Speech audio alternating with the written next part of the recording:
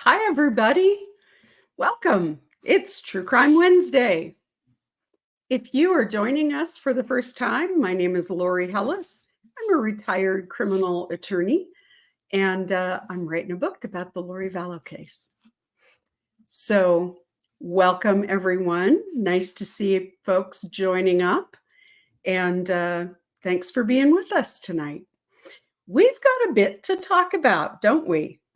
Um, Interestingly enough, I uh, I uh, I was talking with Jen and she last night and yesterday, and she said, "With the Crumbley decision, do you want to go live early?" And I said, "Well, I don't know. I was kind of busy, had some other things going on, and I thought I'm going to give myself a little time to digest what happened."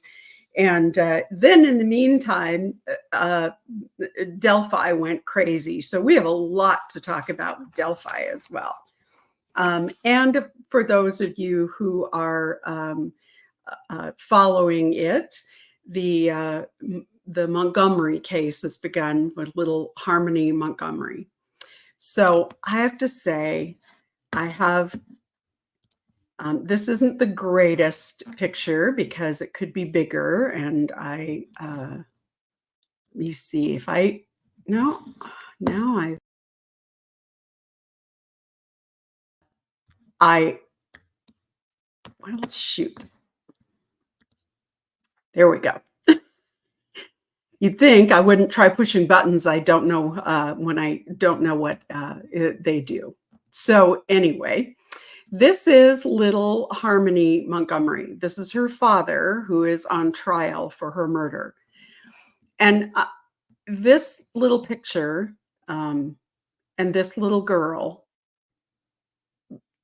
touched my heart in ways that I can't even describe. And when I show you this picture, you will understand why.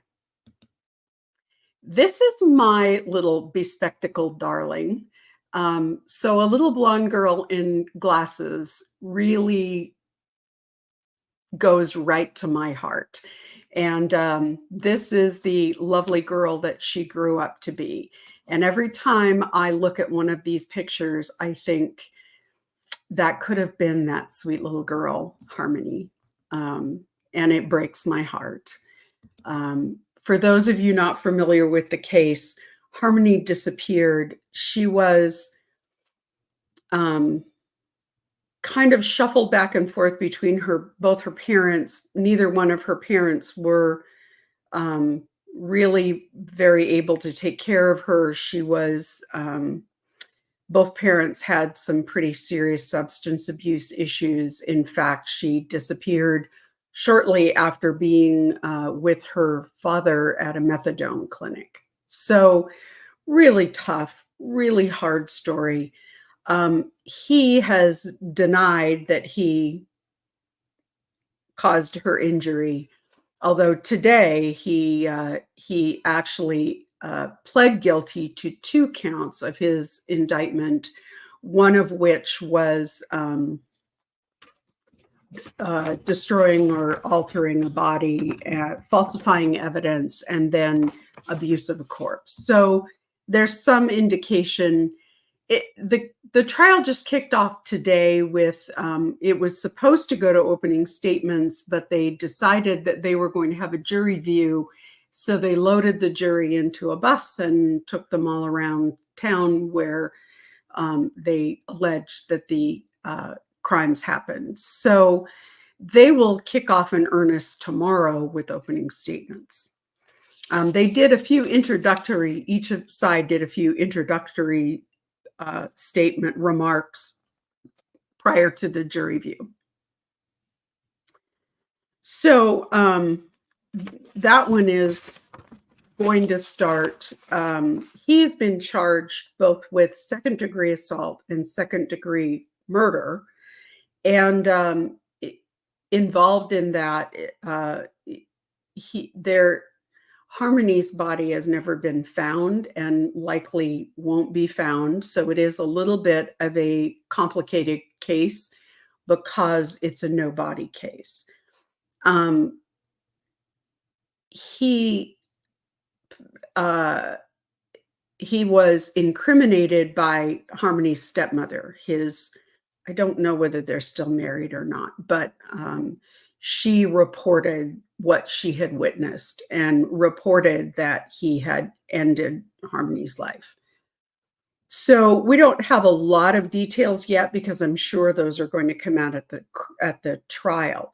One of the things that made me wonder when he entered pleas to some of the charges was whether or not he will testify. He has been somewhat of a loose cannon, a little bit of a difficult guy in pretrial hearings. And so I think it'll be interesting to see whether or not he takes the stand.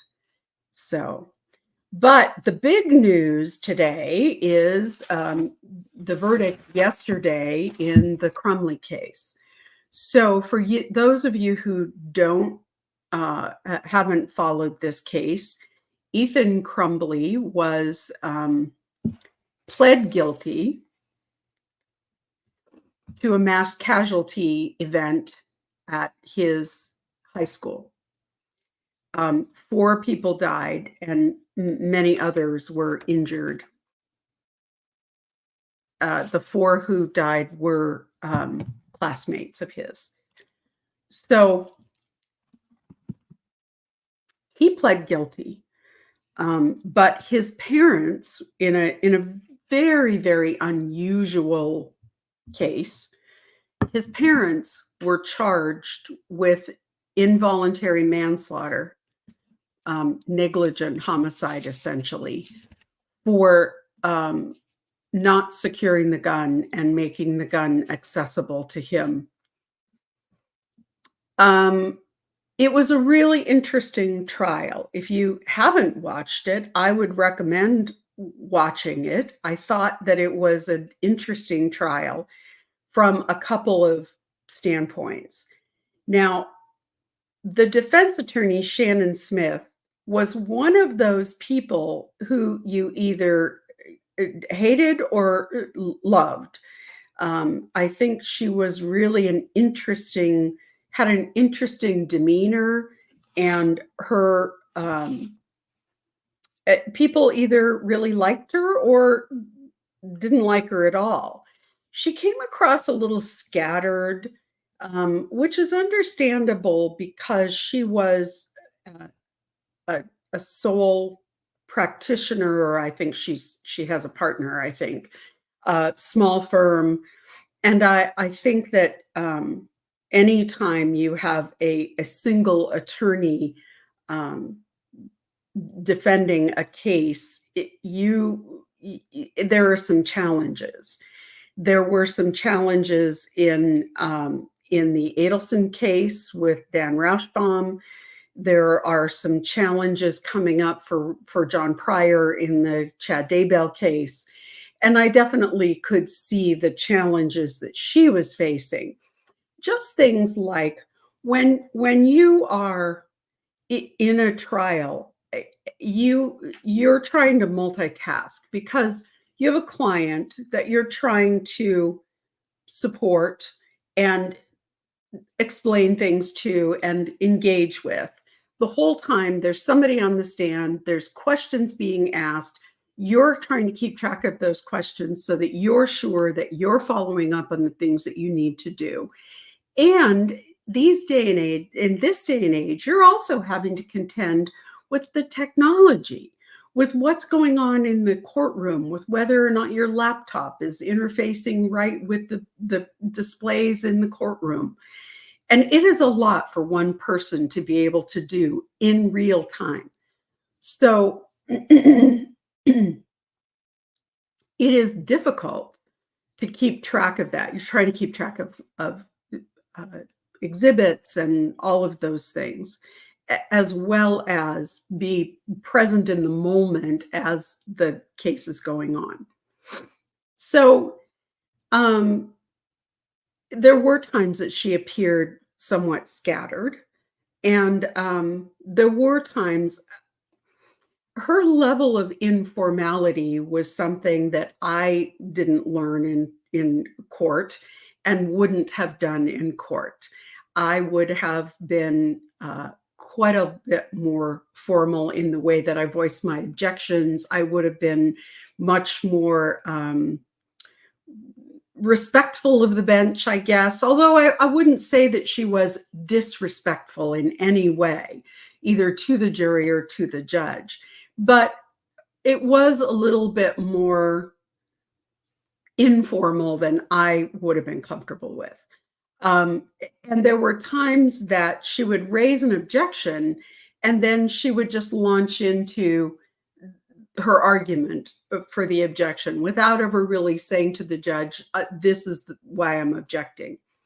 There were also times that the judge actually kind of directed her on how to better ask the question, which feels a little uncomfortable. If a judge is having to tell you how to phrase your question to get the question in, you're not really on top of your game. And as I say, that may have had a lot more to do with the fact that she was there alone and trying to juggle all those things at the same time. So the places where I thought she really excelled were in her direct examination of her client. I thought she did a really good job at that. She was very prepared. She was prepared to the point of being able to say, the prosecution introduced this defense, this evidence, this exhibit number, and in that exhibit, this person testified to XYZ.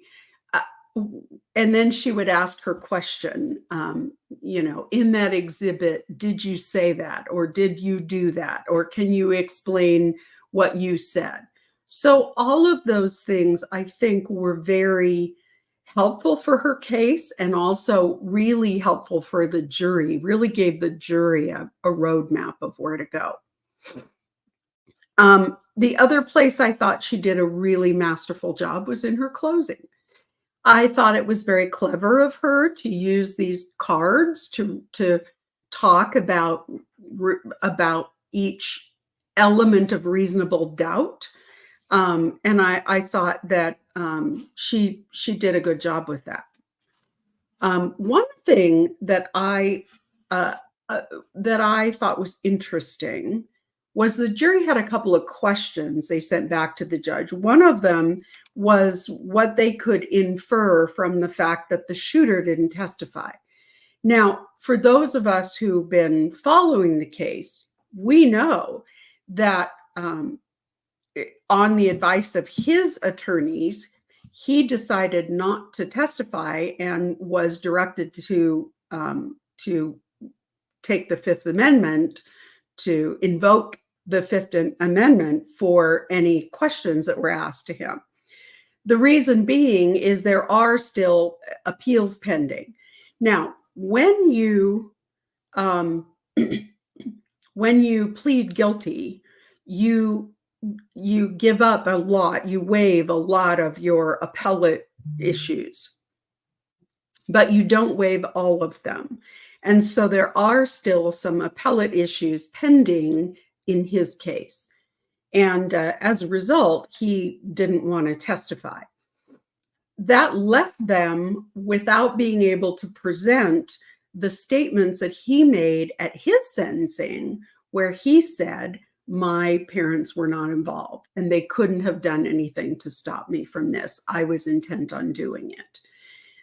Because they weren't able to bring that in any other way, to be able to say that Ethan had said his parents weren't responsible. They also weren't able to bring in that chain of who had the gun last and where it was and all answer any of those questions because they couldn't ask him. So they were a little bit hamstrung by some of the evidentiary rulings ahead of the trial. And but I still thought that Shannon Smith did a pretty good job of preparing for the case. I thought she was very well prepared and of presenting her case. I thought that at times she was a little bit scattered and a little ADD. I also wasn't sure about her approach of humanizing Jennifer Crumbley by saying this have been me. I think that there is a point, an appropriate point where lawyers will say to jurors, but for the grace of God, go I, but for the grace of God, go any of us. But I wasn't sure that she was persuasive in the way that she presented that, saying, I could be in Jennifer Crumbley's position right now. You could see my text messages between my husband and my children, and if you could see that, you would see how normal Jennifer's communications with her family were. Those sorts of things. I was a little bit put off by that. I have to say, I think it's certainly not something I would have done. I was always very, very cautious to leave my family, and particularly my daughter, out of things. You see me post she was little and now she's grown on YouTube tonight. But that was never something I would have done when I was practicing and trying cases. And I certainly never would have brought up my child or what kind of parent I was. And there was a reason for that. I lived in a small community, and a lot of people knew me. And my daughter went to school in that community, and I did not want attention brought to her based on what I did. So I didn't make those kinds of arguments, and I would have been uncomfortable making that kind of arguments. The verdict came in and the jury found her guilty on all 4 charges of involuntary manslaughter. Frankly, I found it surprising. And I think a lot of other lawyer creators did as well. The reason being is that the heart of this argument was Jennifer Crumbley had a responsibility to foresee what her son did, that what he did was foreseeable based on all of the circumstantial evidence, all of the evidence surrounding the event. I think had I been the defense attorney, I would have hit the reliance issue harder. Because she did testify that they went to the school that day, that the school counselor said, no, don't take him out of school. It's better for him to be here around his peers if he's having an emotional crisis. The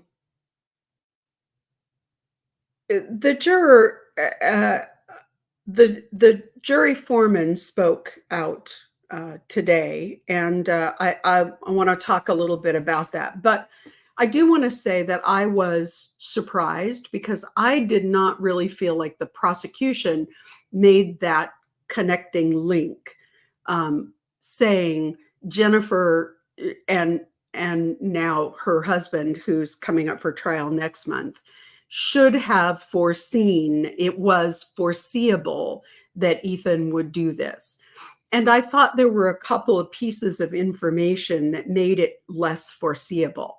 One, when the vice principal is in the hallway and she is literally running toward the gunfire, she's in the hallway and Ethan passes her and she realizes he is the gunman and she cannot believe it. She knows him and says, I couldn't believe it was him.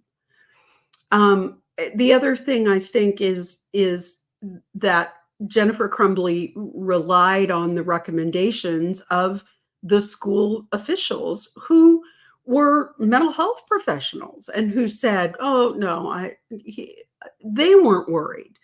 So she relied on their advice, which she should have been entitled to do. So if they couldn't have known that this was foreseeable, how could she have foreseen that? Nonetheless, the jurors found him guilty. I know that there is a split in our chat. There's a split in every chat I've watched about whether or not they should have been held responsible. I came down on, I didn't feel like these were appropriate charges to charge these parents with. I don't believe that the law intended for parents to be held liable for the adult decisions, because remember, he was tried as an adult, that their children make. But the jury foreman spoke out today. So this is interesting. When I heard the jury foreman speak, she was, although you couldn't see her, you could hear her voice when she came back and said they had a verdict. She was very forceful. Even in those few things she said, it was clear that that was a big personality, that there was a big forceful personality behind that voice. And if you get a chance, go back and listen. Oh, this is another thing. I'm trying really hard to figure out the process for posting clips in our chats, in our lives. So I'm working on it. It's not as simple as some creators are making it look. So I'm still working on that. But had I been able to, I was trying to figure out how to pull that portion, just that little clip of the juror saying we've reached a verdict and reading the verdict. And then because when she started to talk, I was like, whoa, that's a big personality. And that is an interesting dynamic to have in a jury room. So I just thought that was really interesting. And my husband will tell me that I've used the word interesting too many times again. But I was not surprised when we saw her today. She was interviewed. She was interviewed on the Today Show, and was interviewed on a couple of other news shows. And it was very clear that she is a big personality. So I thought it would be fascinating to hear what the dynamic was like in the jury room. Because if you have someone who does have a big personality in a jury room, particularly if they wind up being the foreman on the case, I think it's safe to say that that has an impact on deliberations. So what she said was that the piece of information that tipped her over was that Jennifer Crumbley was the last adult with the gun. Now, I wasn't entirely sure that was accurate, because my recollection was she took Ethan to the shooting range and the gun was in the back of her car. However, her husband was the person who was more familiar with handling guns. He put it in her car. He then took it out of her car, and it was his responsibility to secure the gun. So I didn't think that the jury maybe had that completely right.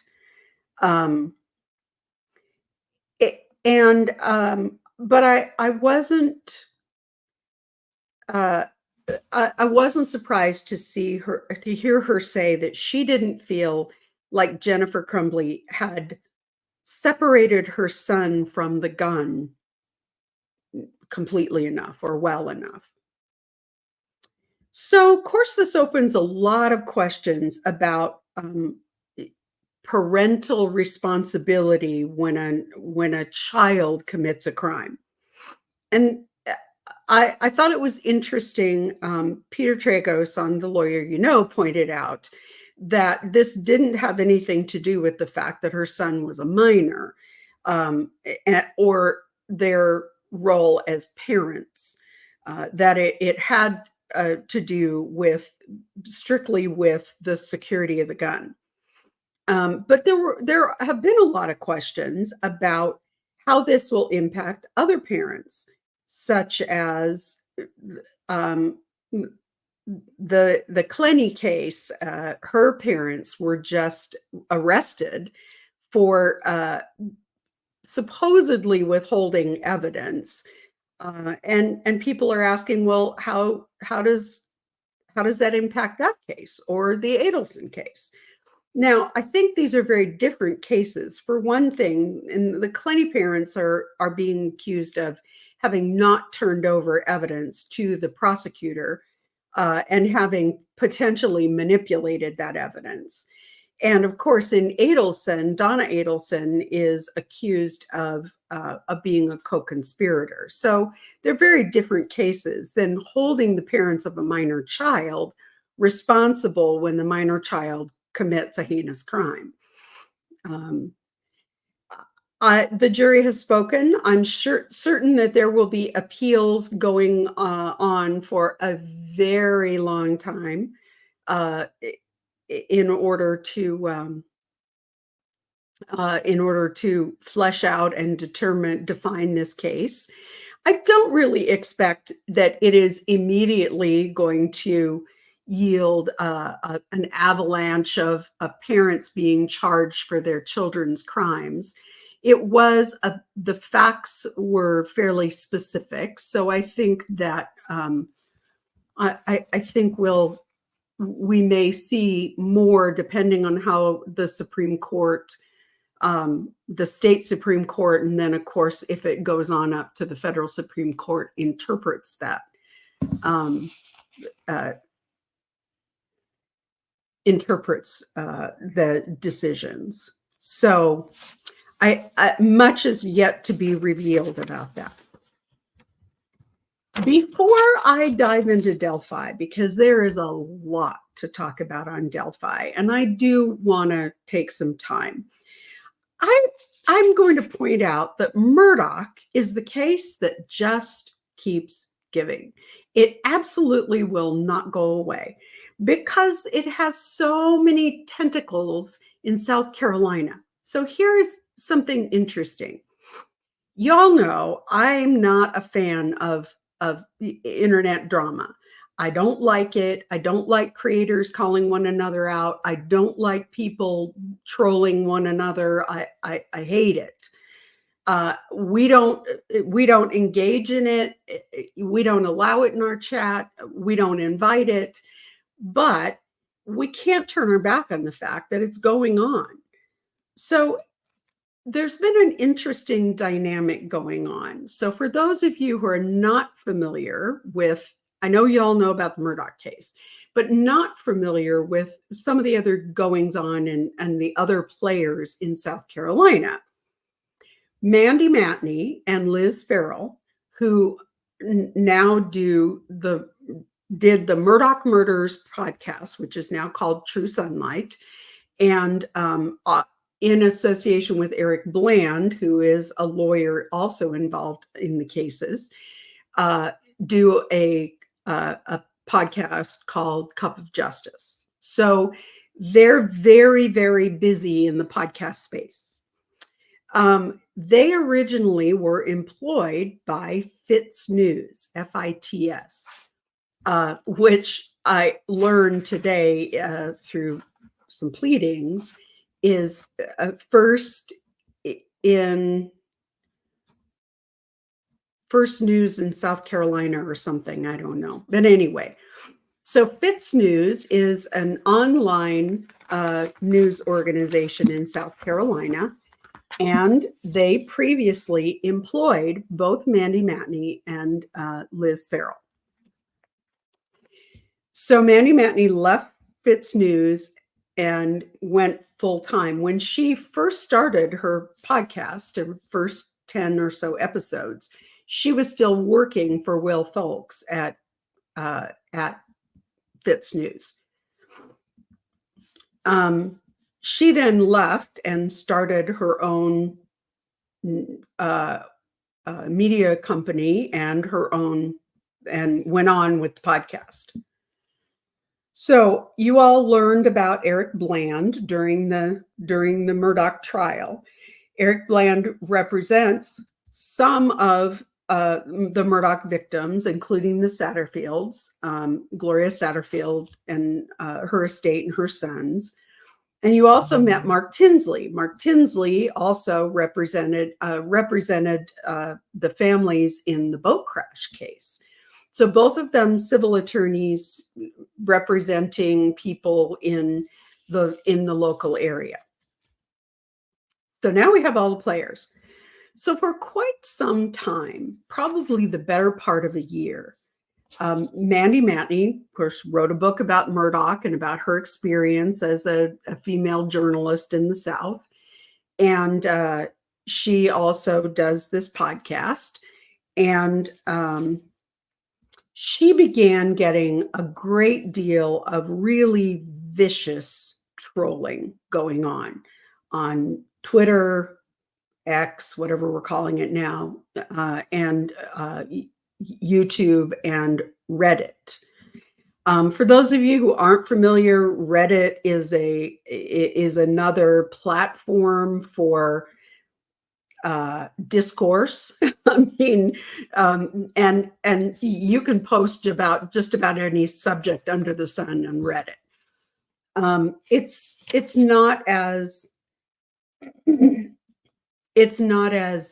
a little bit more of the Wild West. It is not as much, not even as well policed as X. So there are many, many more opportunities to post really awful vitriolic information or comments, and to do it anonymously. So for the better part of a year, Mandy Matney and Liz Farrell were being trolled, receiving threats. I mean, it was pretty ugly. And as a result, several people who were their followers in the chats started digging in to find out who these people were. Now, this didn't have anything to do with Mandy and Liz. They were just trying really hard to ignore it, take the high road. But several of the people who were their supporters online decided to dig deeper and discover who these people were. Turns out it's at least one person who works for Will Folks, and may very well be Will Folks as well. That all the time that they were competing with Mandy and Liz to report the Murdaugh story, they were also slandering them and trolling them in social media circles. So that was the first thing that happened, was that they were clearly identified as the people behind the scenes harassing and trolling Mandy and Liz.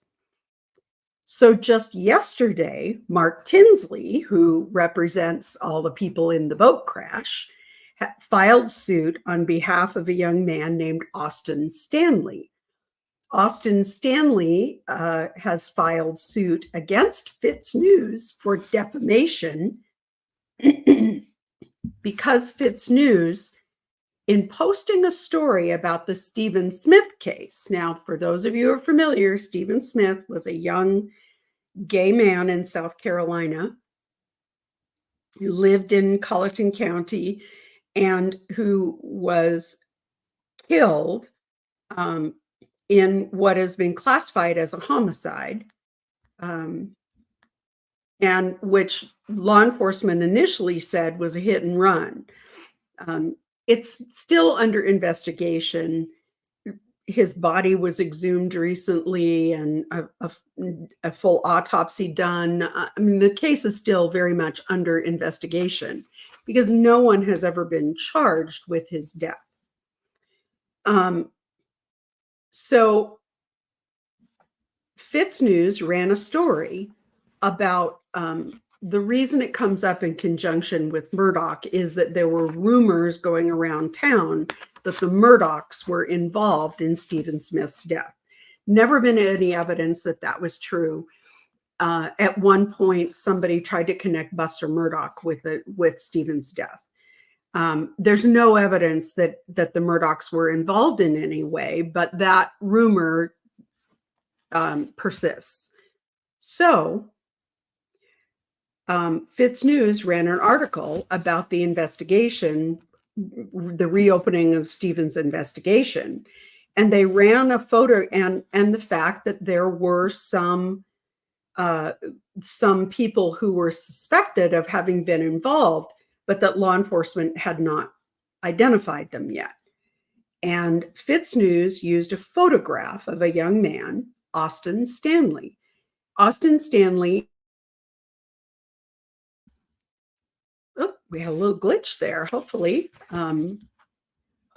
you can still see me.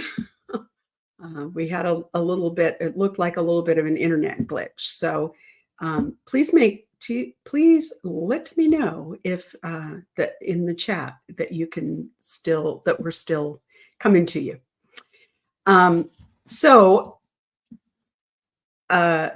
Austin Stanley's photograph was used, even though he was in no way associated with Stephen Smith, didn't even know Stephen Smith. But they used his photograph. His mother reached out to Fitz News and sent them an email and said, wait a minute, that's my son. You've got a wrong picture. Do not associate my son with this case. Well, folks replied, oh my goodness, we're so sorry. We've made a mistake, but they didn't take it down. And so we wind up, this is interesting. At some point, you may want to pause and read this, because after the next thing that happens is this morning, Mark Tinsley files a defamation suit against Fitz News on behalf of Austin Stanley, saying that they were aware that the photo was, that Austin Stanley was not in any way involved and that the photo was being run mistakenly and continued to run it. And there, this was a post, a tweet, or X, or whatever we're calling them these days. Eric Bland, you see him here, tweeted out a picture of the summons in the case. And Fitz News then responded, and it was a very disingenuous response. It was, thank you for pointing out our mistake. We all make mistakes, sort of alibi round. And it was kind of pathetic, actually. So that is really interesting. The Murdaugh case just seems to be the case that keeps on giving, because there are so many people involved and so many tendrils out there that it just seems like it will never go away. And we will be hearing about South Carolina and the corruption in South Carolina forever. So now I want to talk about Delphi, because you talk about corruption. Something stinks in Delphi. And I'm quoting Bob Motta when I say that. Bob Motta from Defense Diaries, Bob and Ellie Motta. If you don't follow them, please go follow them. They're amazing. And they are attorneys in Illinois, and they have been following the Delphi case in Indiana very closely. Had a lot of really interesting, great guests on talking about the case. Bob has been going to the hearings. It's like 2.5 hours away from them, and he has been going and appearing and going and attending the trial when the hearings happen. So let's start from the beginning, because this takes a little bit of a setup. Those of you who are already familiar with the case, bear with me here. So, two girls, age 13 and 14, on a beautiful February day, when the weather is unseasonably warm, decide to go for a hike in the on the hiking trails in their town. And they don't, their sister, one of the girls' sister comes to pick them up at the end of the trail, and they don't appear. They launch a search, and their bodies are found the next day, and they've been brutally murdered. Excuse me, brutally murdered. And there are no suspects for quite some time. No one is, and years later, an arrest is made, and Richard Allen is arrested. He's the pharmacy tech at the local CVS pharmacy, I think maybe Walgreens, one of the two. And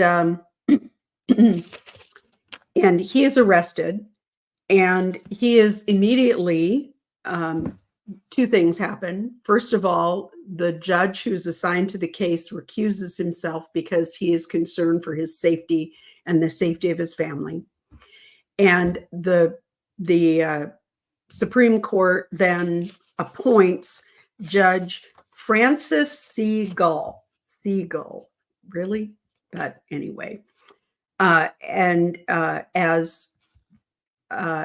the assigned judge to the case. She is not from the county. She's from a neighboring county. Two attorneys, Baldwin and Rosie, are appointed to represent Richard Allen. Richard Allen is immediately placed in the custody of the Department of Corrections because the local jail says we can't keep him safe and secure in the local jail. And that's really suspicious. I mean, they're accustomed to keeping safe people who are pre-trial all the time. Somebody in the chat says I'm freezing. So hopefully that has rectified itself. Hopefully it was my internet connection, but we'll keep going. So the next thing that happens is they put Richard Allen in the state prison, in a state prison, rather than in the local jail.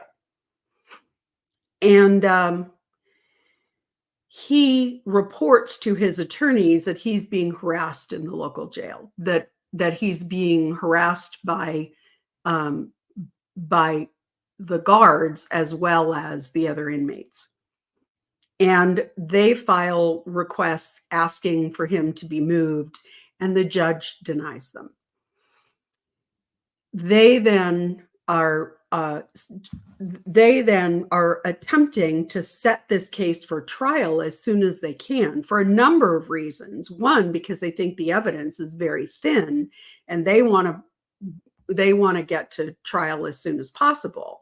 And the other, because they really have concerns for their client's safety and whether he's going to make it to trial. So they're getting ready for trial, and trial was supposed to begin in January. And as they are getting ready for trial, they are filing lots of pretrial motions. One of the motions that they file is for a Franks hearing. What that means is they are asking the judge to review the basis for the underlying warrants that were issued to search Richard Allen's home and seize things as evidence. And so in October, they file a very lengthy motion, 139 pages, plus another 50 pages of exhibits, I think. And they send it all, they file it all, and they file the exhibits under seal, but they file the motion as in the court's docket, and it is not sealed. In the motion, they outline the reasons they believe that Richard Allen was improperly, the warrants were improperly signed. And a lot of that has to do with the fact that they didn't disclose to the judge who signed the warrants, who was not Judge Gull, that there were alternate theories and other people that they were looking at as well. And so the alternate theory is one of those, you can't make this up sort of theories, that contends that the girls were murdered by a cult that worships Norse gods, an organ or a sect that they call Odinists. And it's not as far-fetched as it seems, because these are this I don't mean to make a blanket statement, because not everyone who worships Norse gods is an Odinist. Odinism is a small sector of a faith that worships the pantheon of Norse gods. So, but there are Odinist sects in a lot of prisons, and it is associated in the prisons with groups, with white supremacist groups. So there is that connection. Now, I am not suggesting that everyone who practices Norse religions is a white supremacist. I'm not. But this particular sect of Odinism is very common in the prisons, and in a lot of prisons is actually a recognized faith that has services. So there were connections because two of the prison guards who were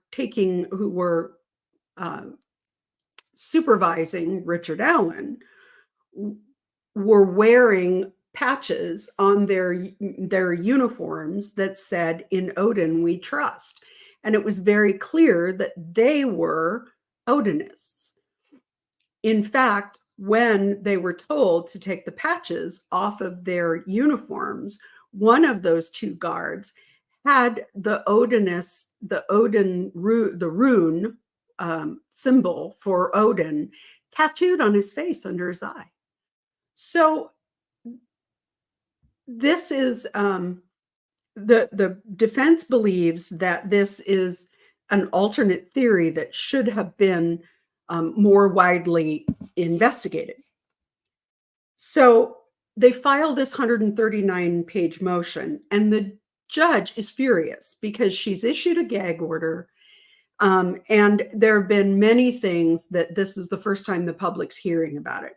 This is the first time that they're hearing anything about the fact that the bodies of the girls were staged in a manner that suggests Odinism. So the judge is furious about this. And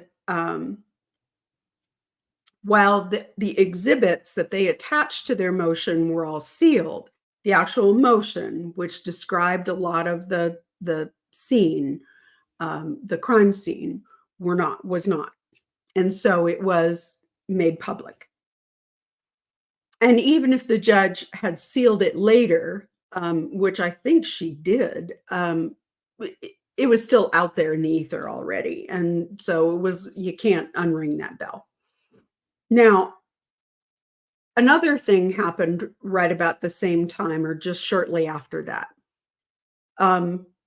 Baldwin and Rosie are co-counsel, but they have two different offices. They're sole practitioners, two different offices. Rosie, I think, is a partner in a small firm. But they had agreed that they were going to store all of the discovery materials in Baldwin's office. And one afternoon, a man who was a non-practicing lawyer who had shared office space with Baldwin at one point came into his office to drop in to chat. And while Baldwin was on the phone, and unbeknownst to anybody else in the office, he wandered into the conference room where all the discovery was being assembled, because they were putting together motions and doing depositions, and took pictures of some of the crime scene photos with his telephone. They were laying out on the table. It was a mistake on the part of Baldwin. But he certainly couldn't have foreseen that this person was going to come into his office and commit a crime, basically. He was charged with a crime for having taken those pictures and distributed them.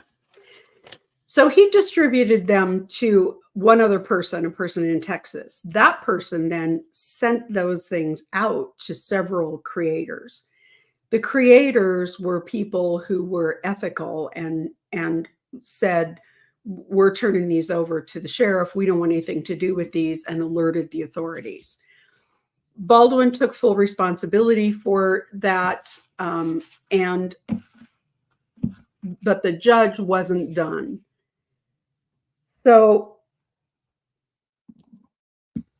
the first time that they were supposed to live stream a hearing, the judge called Baldwin and Rosie into her office before the hearing started and told them that she was going to go out and go on the record. Now, there is a transcript of this because the court reporter was in the room, and it's mind-blowing. She told them she was going to go out and go on the record, and she was going to drag them over the coals in front of the live stream cameras about this leak.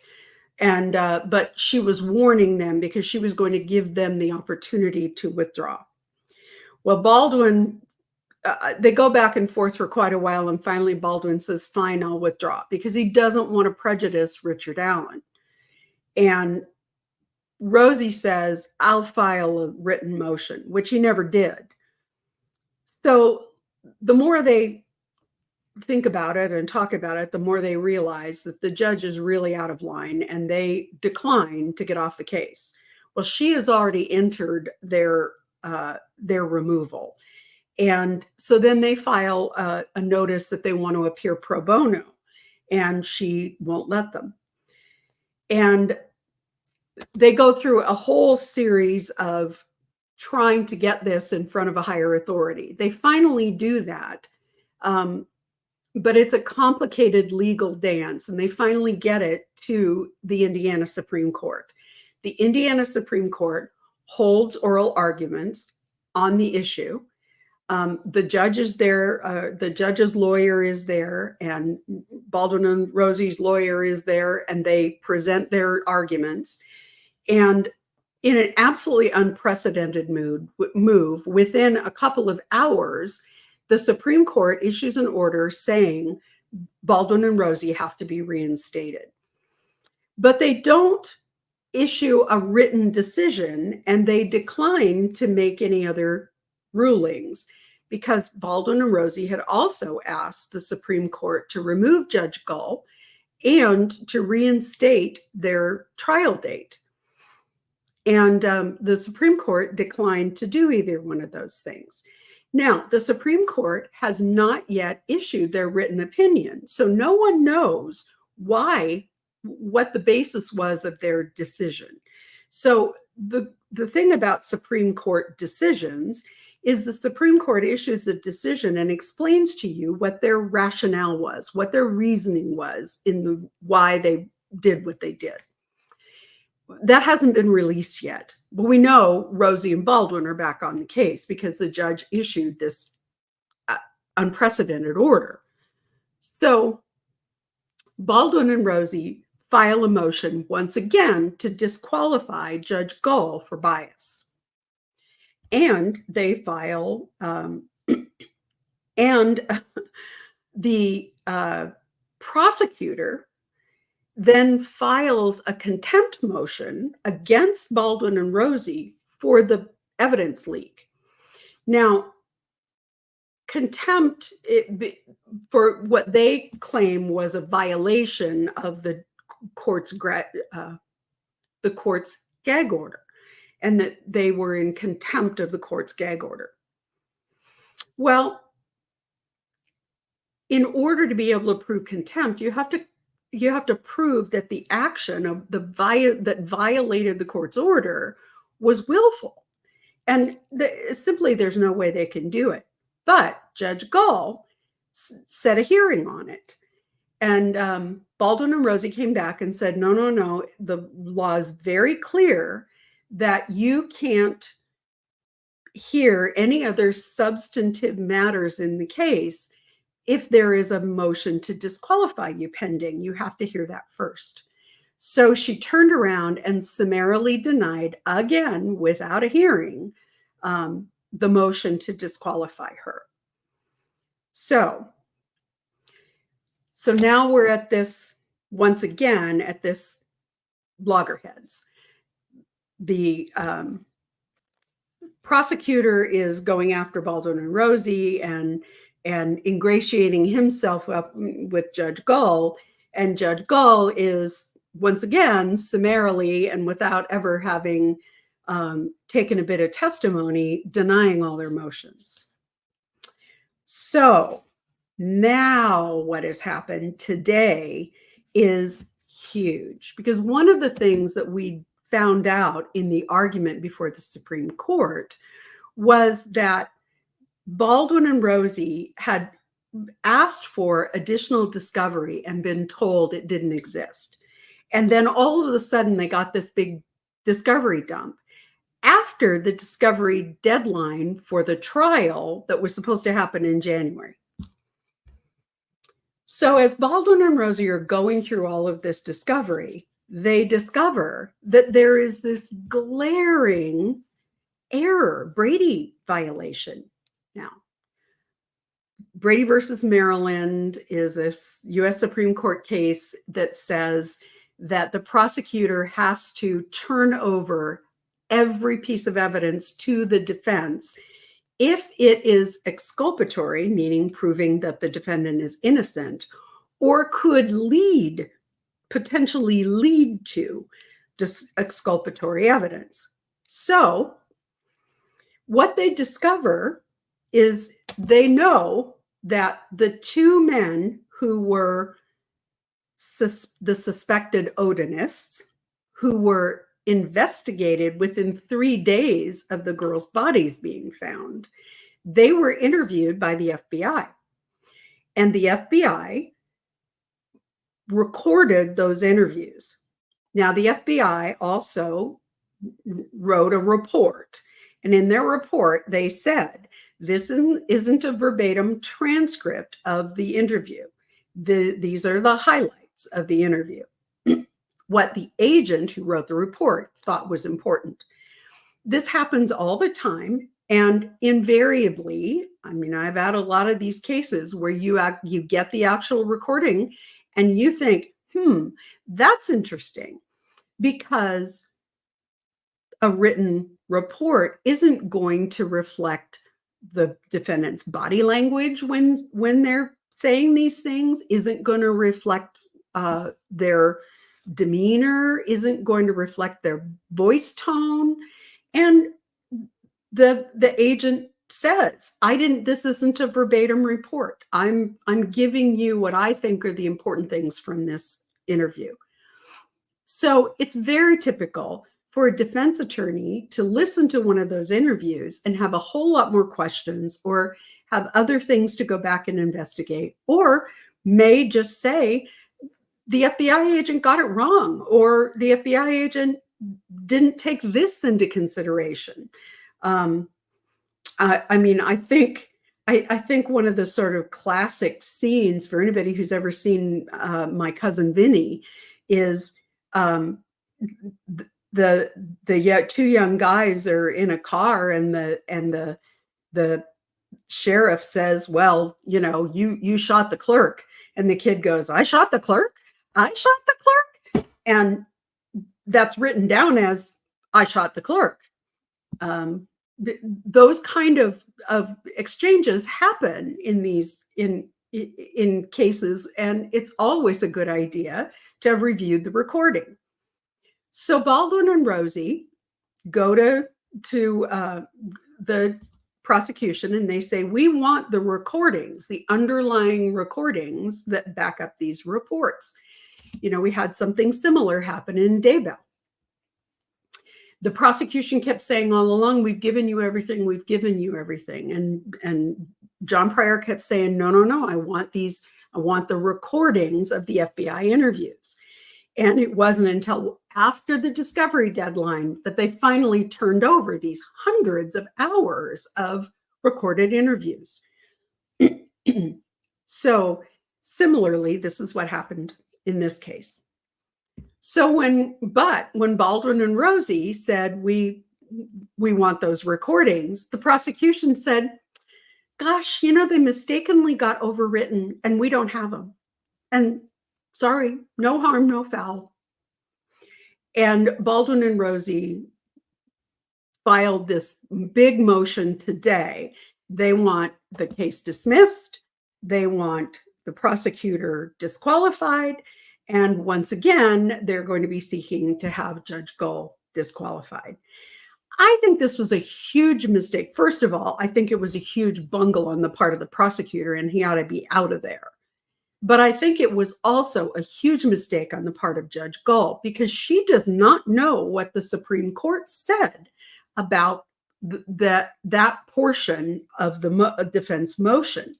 She does not know whether the Supreme Court said, no, there's no basis to remove her, or whether the Supreme Court said, we're going to remand that issue for a decision at a lower court. She has no idea. So she jumped the gun by dismissing the motion.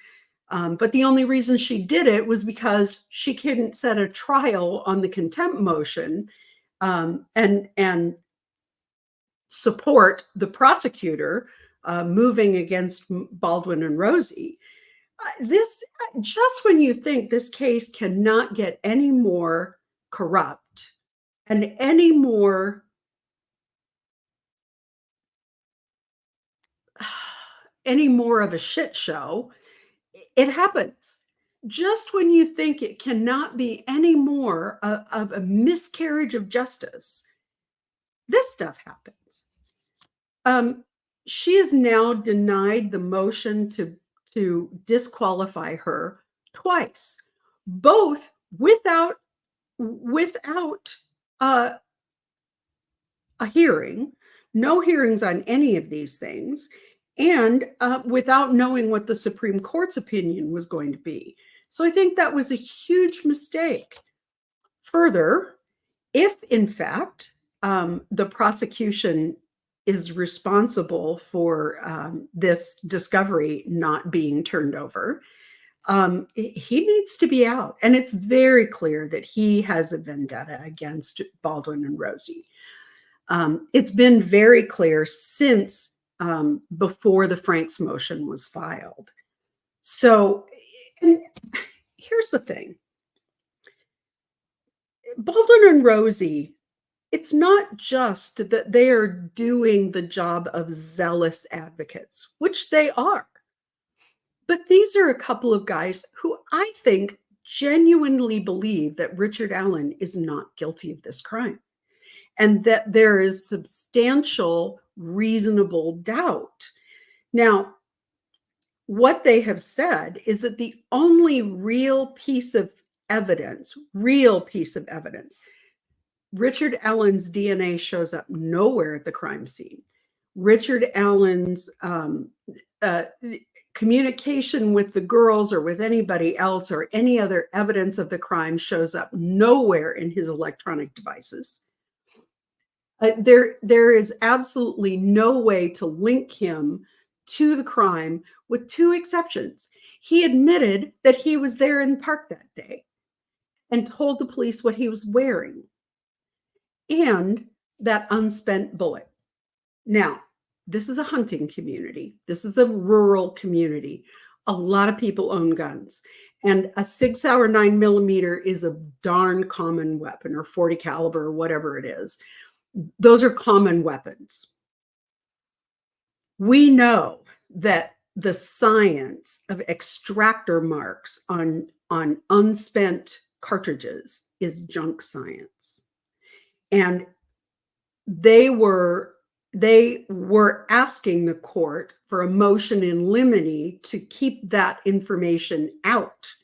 The judge denied that without a hearing either, even though they were entitled to put on evidence about why that scientific evidence is not reliable. So the whole idea is sort of terrifying. In Indiana, the judge who you're trying to recuse decides whether or not they have bias, which is scary. In most cases, it is the presiding judge that you would present that information to and present your argument to. But in Indiana, for some reason, it's Judge Gull that gets to decide whether Judge Gull is biased against the defense. I think there's very clear indication that she's biased against the defense. And if she was smart, she would recuse herself. Now, my understanding is that she had aspirations to the Supreme Court of Indiana. I would say she shot herself in the foot when it comes to that because of the way she's behaved on this case. And it's unfortunate because I think she felt like this was going to be a career-making case for her to preside over. And that she very, very well could, it very well could elevate her to the Supreme Court. It could be her path to the Supreme Court. As it stands, I don't see that happening. So it's very unfortunate. And I continue to have a lot of concerns about what's going on in Delphi. Because first of all, I'm not convinced that Richard Allen is their guy. Even if he is their guy, the evidence that they have against him is incredibly thin. And there is substantial evidence that somebody else, that some other dude did it, the Saudi defense, could be persuasive for a jury. It could raise reasonable doubt. So I am very dismayed by this most recent revelation, the most recent developments. Judge Gull denying her recusal motion for the second time, denying all of their motions except the contempt motion that the prosecution has filed. They have retained counsel. He's the same attorney who represented them at the Supreme Court, who's really well versed in what's going on, the law in the case. And so I am hoping that cooler heads are going to prevail, and they will actually, Judge Gull will actually see that she is committing an incredible miscarriage of justice. It really is terrible. If you all would like to see a little bit more of a deep dive, let me know, and I will think about doing a newsletter on this. I know that in a couple of hours, it's really hard with these cases being as complex as they are to really get deeply into it. And my newsletter is always a better place to go belly crawling around in the weeds. So if that sounds like something you would like, let me know in the chat, and I will do my best to the other thing that I think is interesting is I think that it's interesting to look at some specific excerpts from their motions, and that's much easier to do in a written format than it is here, where it's harder to give everybody time to read it and to parse through it. So, and I also think sometimes in a written format, you have the ability to say, wait a minute, let me go back and read that again. And let me see if I completely understand, because these aren't simple issues to understand. These are issues lawyers spend 3 years in law school understanding. And sometimes we don't really get the full picture until we start studying for the bar and all the pieces start to fall into place. So I'd be happy to do that. Likewise, if there are other cases that you would be interested in, I would be happy to talk about them as well. There haven't been a lot of updates in a lot of the cases that we have been following, so I don't have a lot to add to any of those cases. There is a somewhat of an interesting case going on in Alaska. It's a serial killer case in Alaska. Gisela Kay, she does grisly true crime, has been following it because the man is from South Africa and so is she. So she's been interested in that case. She's been following that one.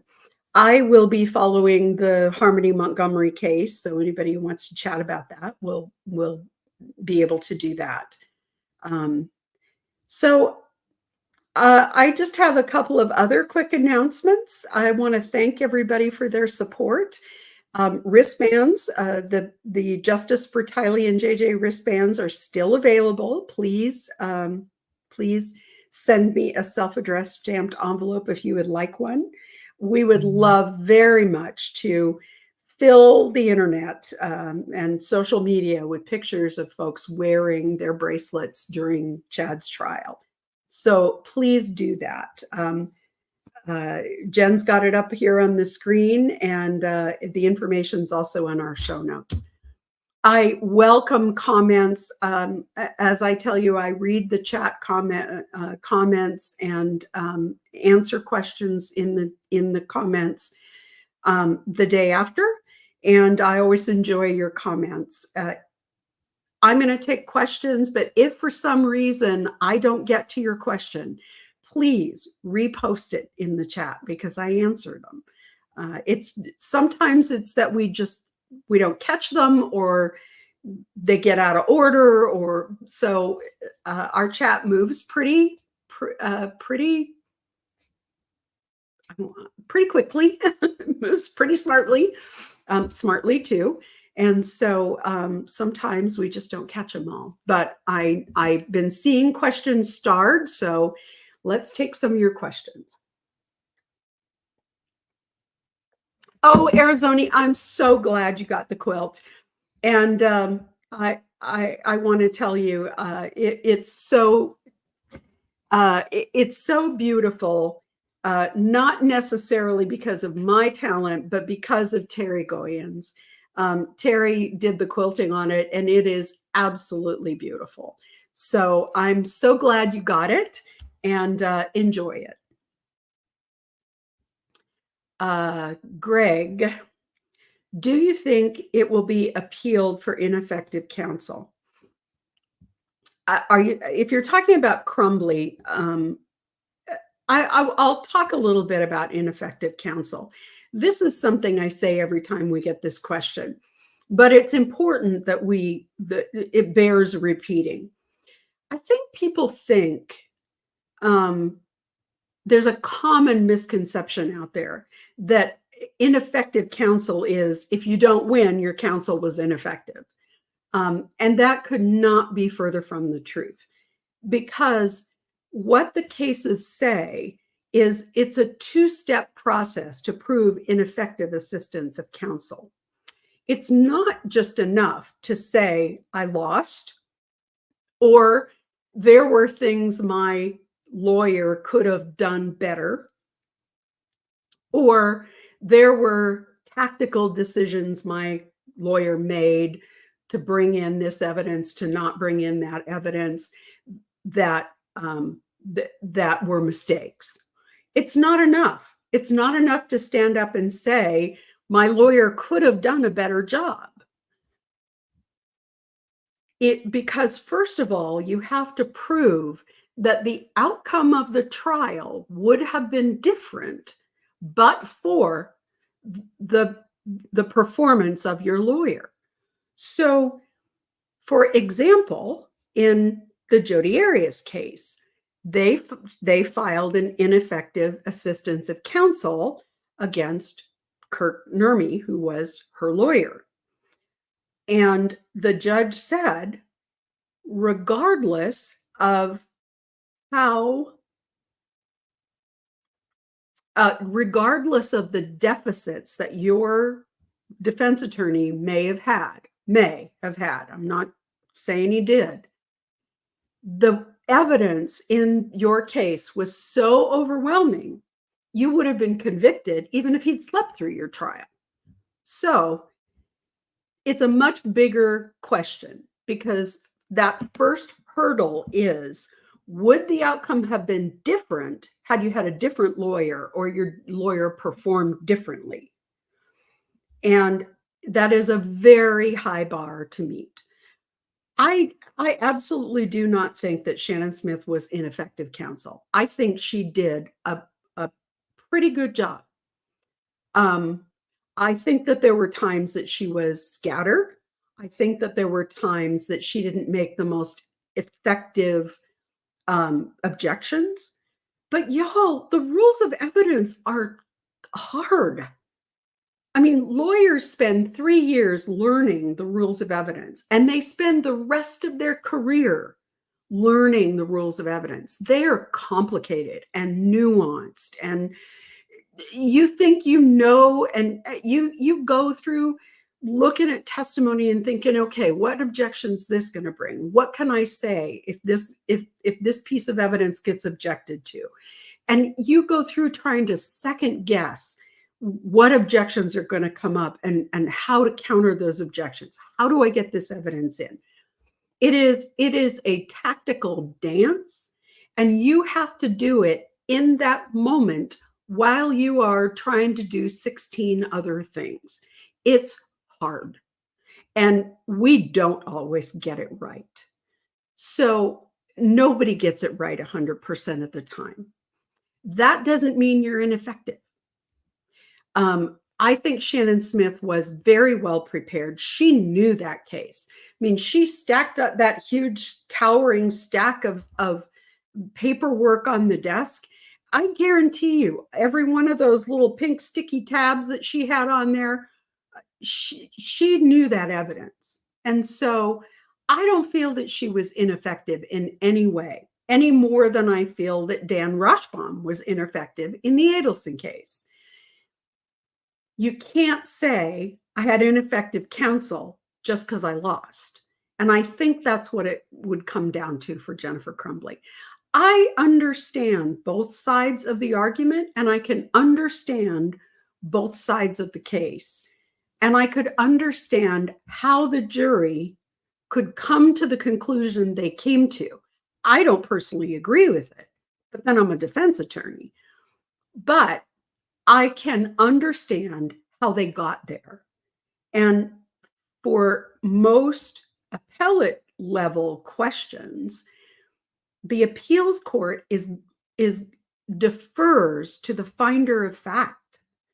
So whether the finder of fact is the jury or the judge, what the appellate courts all say is, we don't have the benefit of seeing that witness on the witness stand. We don't have the benefit of being able to measure a witness's credibility or measure the impact that person's testimony had.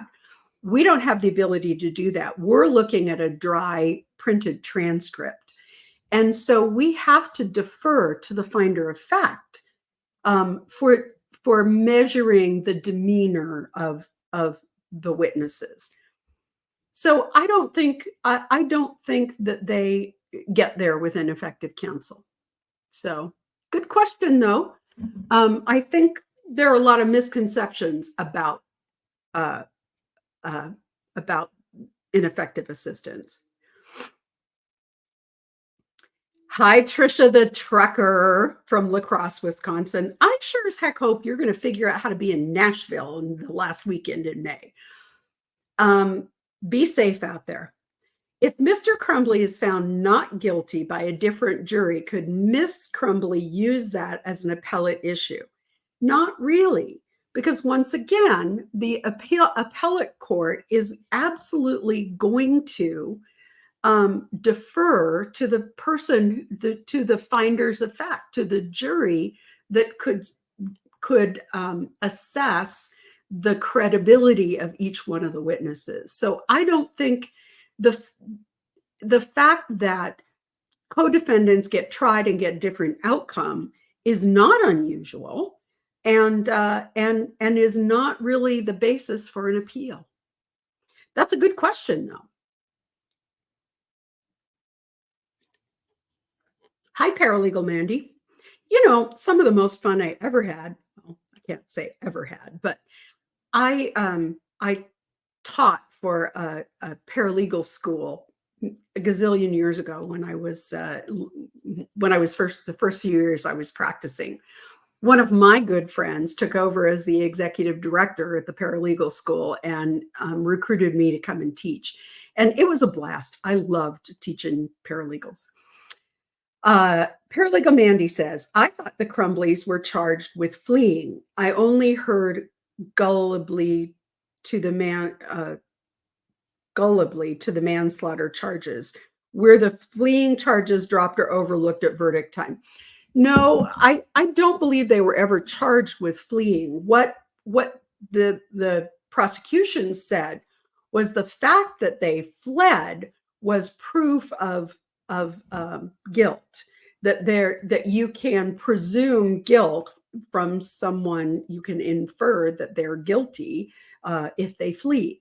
So it's consciousness of guilt is what they say. So the fact that they fled and hid, the jury could use that to infer guilt.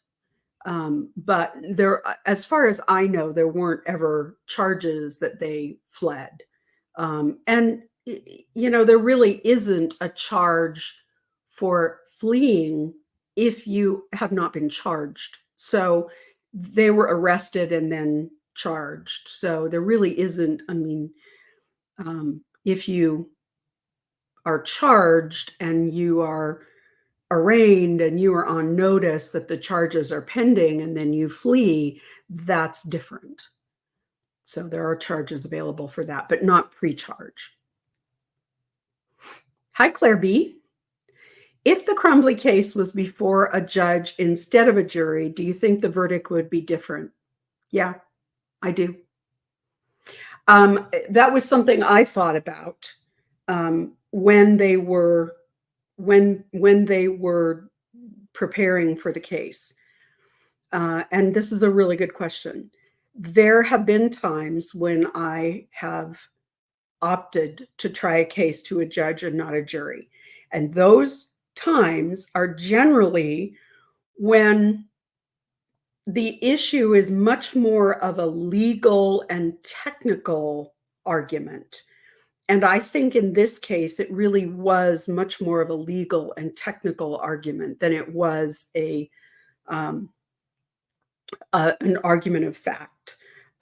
So yes, I do, because I think it really boiled down to the issue of whether his actions were foreseeable, the foreseeability argument. And I think that a judge would have understood that argument and intellectually processed it differently than a jury of lay people would. So I think so.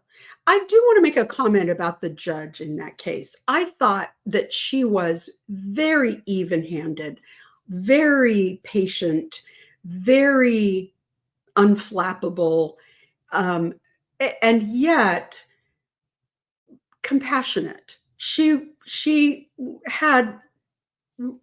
was respectful and compassionate of everyone in the case, of all of the law enforcement people, of the families that were there, as well as the other witnesses and the defendant. I really thought she did an excellent job. Now, I saw a lot of comments about how much people hated that judge and thought she was being unfair and was being unfair to the prosecution and a lot of other comments. And I don't think that at all. I think she was Judge Newman caliber in my mind. She was a judge I would find a pleasure to appear in front of. That didn't mean that she always found in either side's favor when it came to those when it came to those objections. I respected the fact that she recognized that Shannon Smith was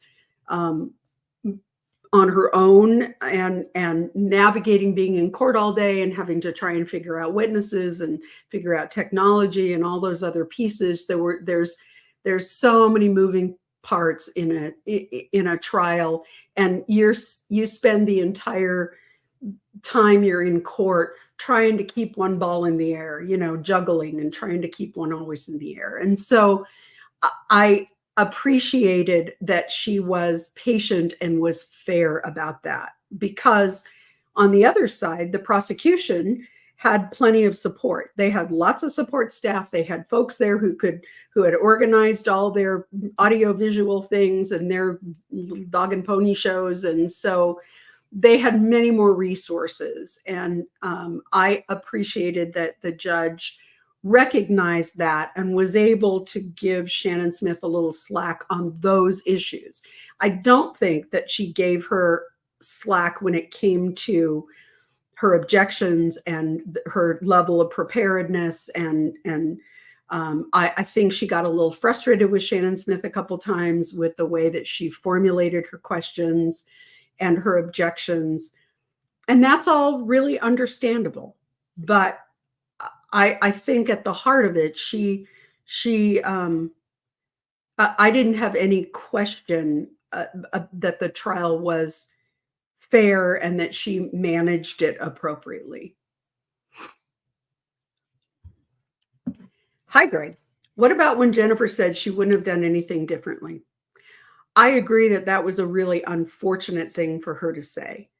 And to be fair, I'm not really sure she meant it the way it came out. Now, maybe she did.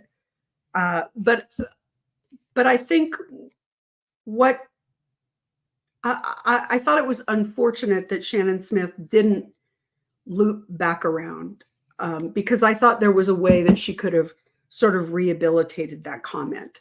I think it's fair to say that had she knowing then what she was trying to say was, knowing what I knew, I wouldn't have done anything any differently. In hindsight, I would have done a lot of things differently, but you all have to measure me by what I knew at the time. And I think, as I say, I would have put more emphasis on the fact that the Crumbleys relied on the advice of the school officials, and that the school officials also didn't have concerns. Had the school officials had the level of concern that I think the jury expected the Crumbleys to have, they would have opened Ethan's heavy backpack and discovered what was in it. So I do want to say there is a civil suit that was just filed. I think it may have even been this morning, against the school system. There's been a lot of talk about whether or not the school system is immune from suit because they're a government agency. And every state's different when it comes to that. But I don't believe, even in states where there is that immunity, they are not immune to acts of gross negligence or intentional acts, which are much more unlikely that someone's going to do an intentional act. That would be if some official from the school shot the school up. But gross negligence still, they can still bring suits. So I think the families were waiting to see what the outcome of the trial was, and and to see the information that was going to come out at trial, because remember, Ethan pled guilty. So this was really the first look they were getting at the evidence that was going to come out about the school's participation. And so based on that, that evidence, they've filed suit. So this isn't the end of the issue for the school. Good questions, though.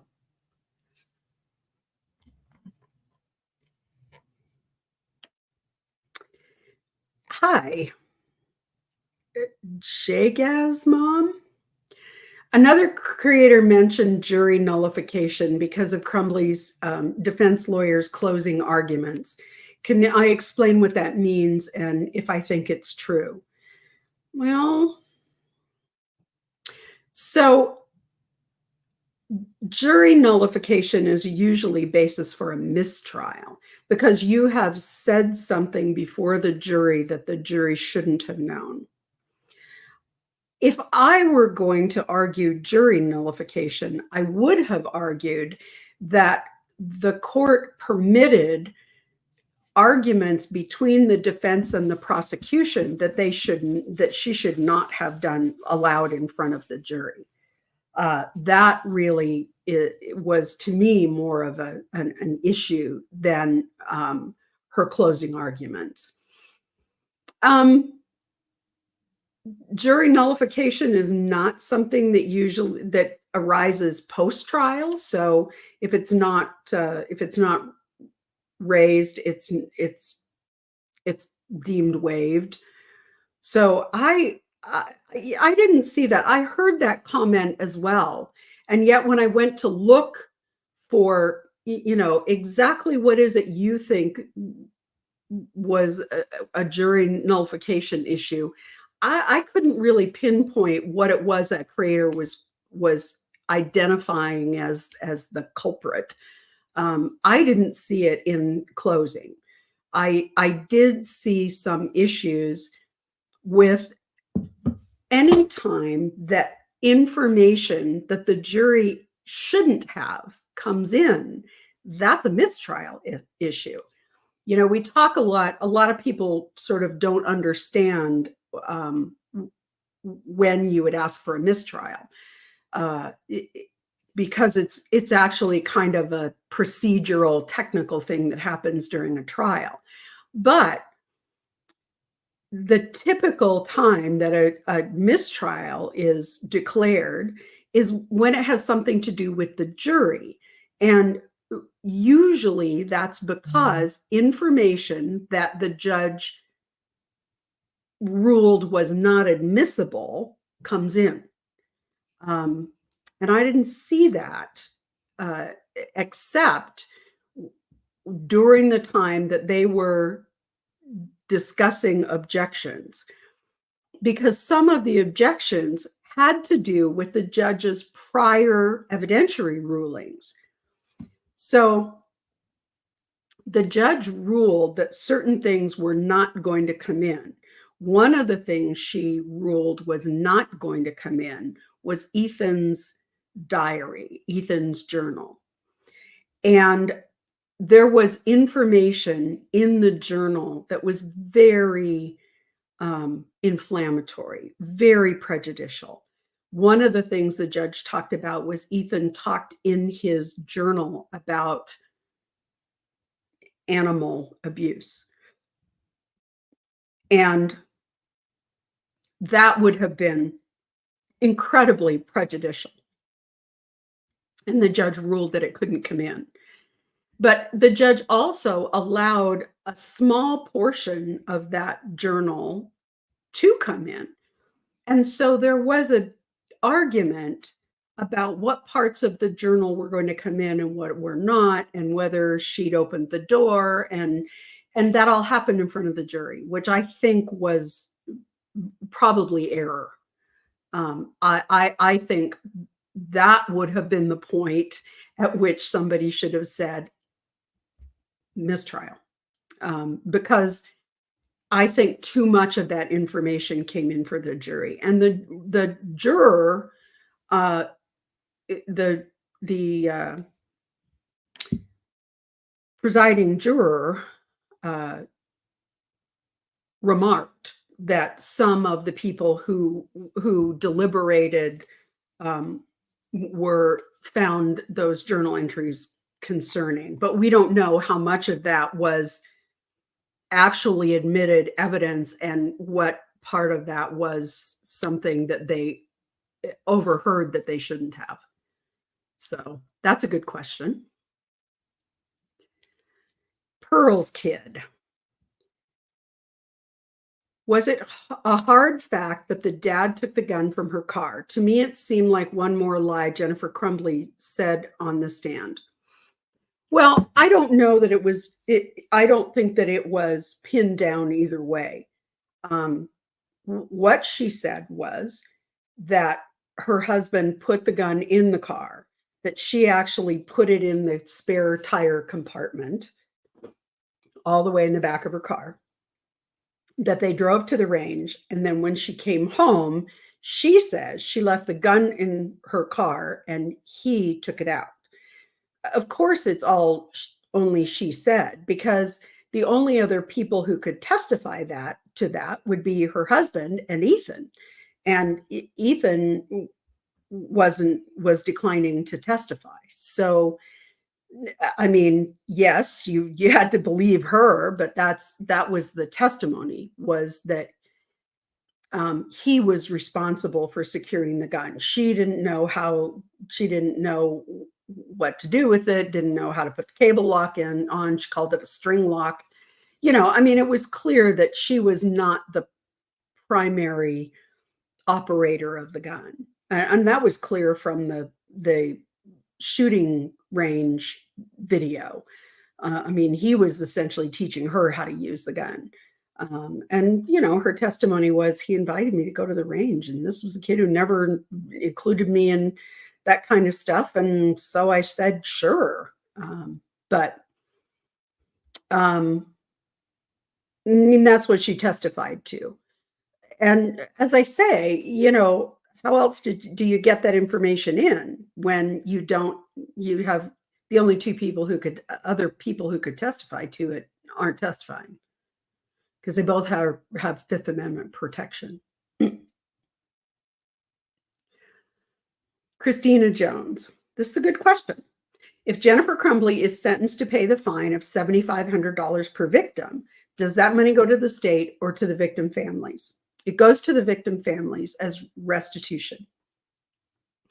Now, in some states, fines are different than restitution. So a fine is a set amount of money that you pay as a consequence for your actions.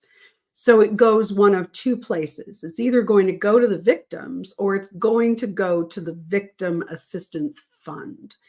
A lot of states have assistance funds where they use money to assist victims. Some of that is part of the prosecutor's budget, but some of it comes from fines and fees. So, and then restitution is, if a person is financially damaged, then restitution is made. So let's say this is a theft case and she stole $100. Well, she'd be required to pay that back to the victim. But the fine that she might receive for the crime may be paid to an assistance fund. Depends on the state. Every state does it a little bit differently. In general, court fines are paid to in some way to assist victims.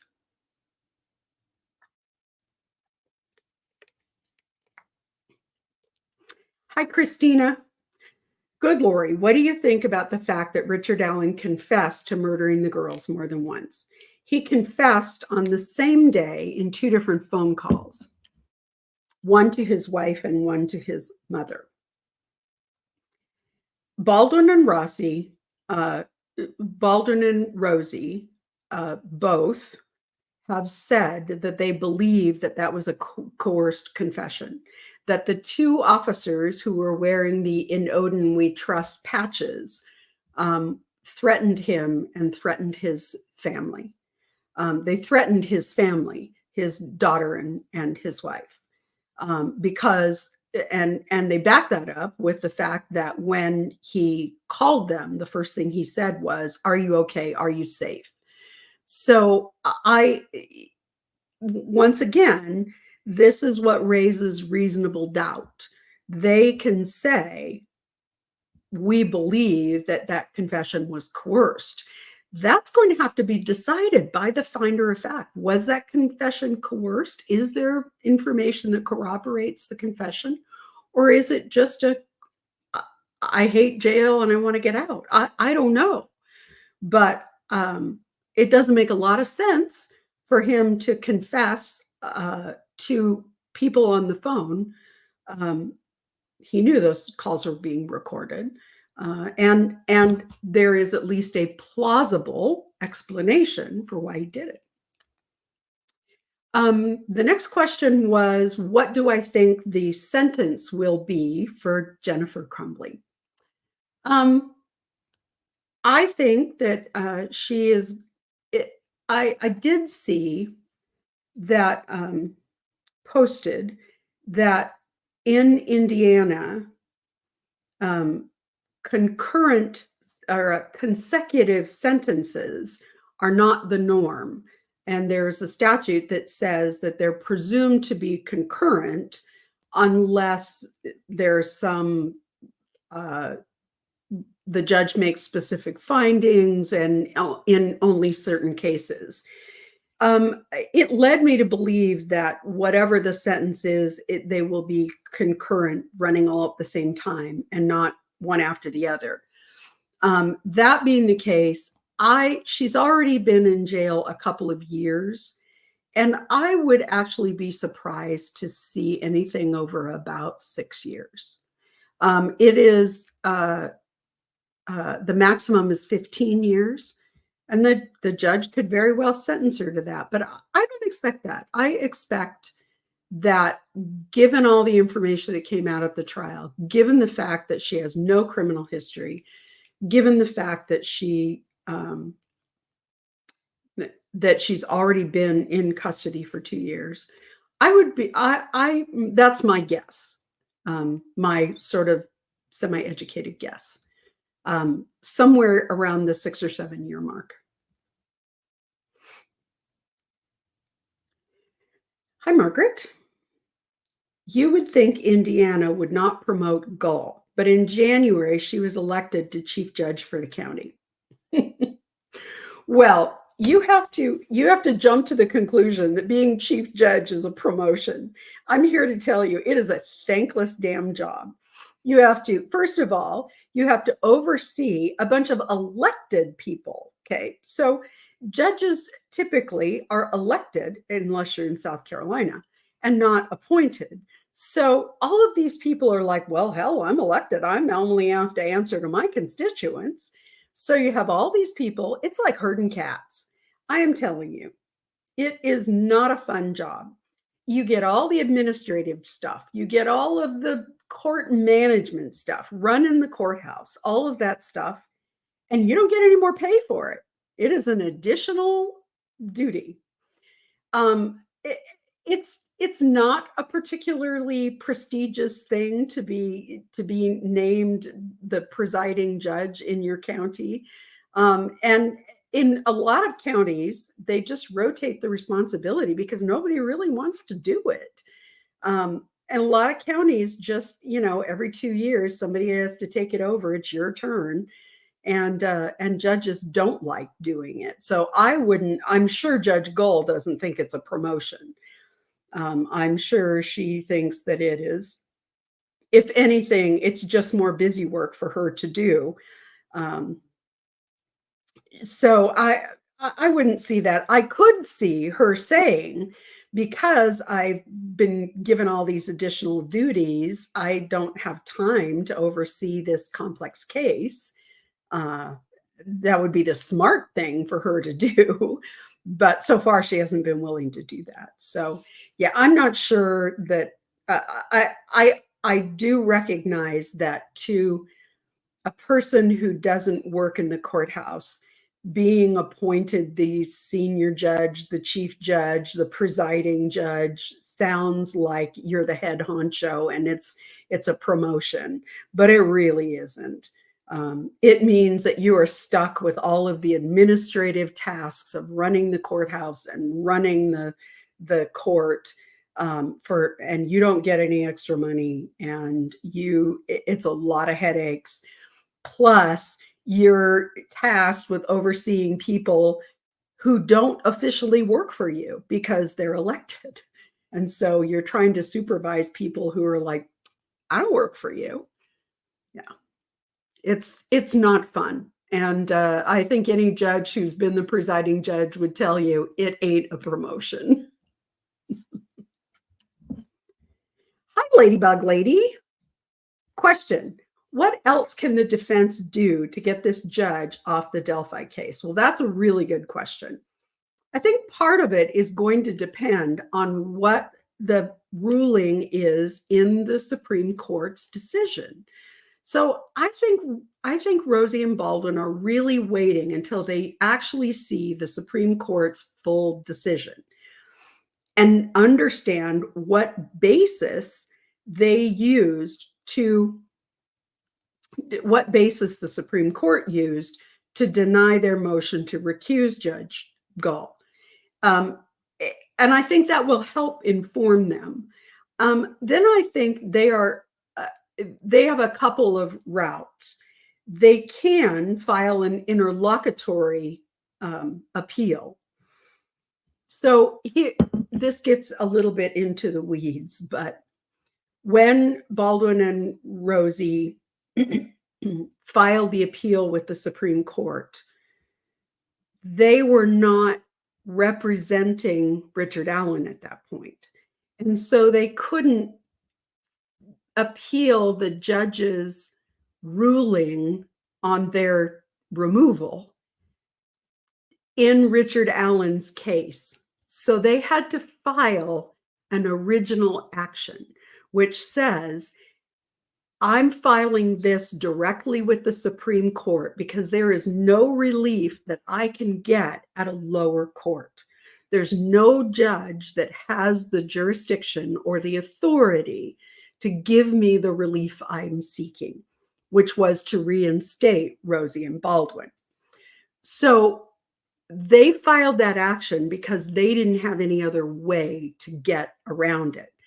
I think that if they were to try and do that again, now that they're back on the case, the Supreme Court would say, oh, no, you need to follow the procedural process for it within Richard Allen's case, which means that they have to file what's called an interlocutory appeal.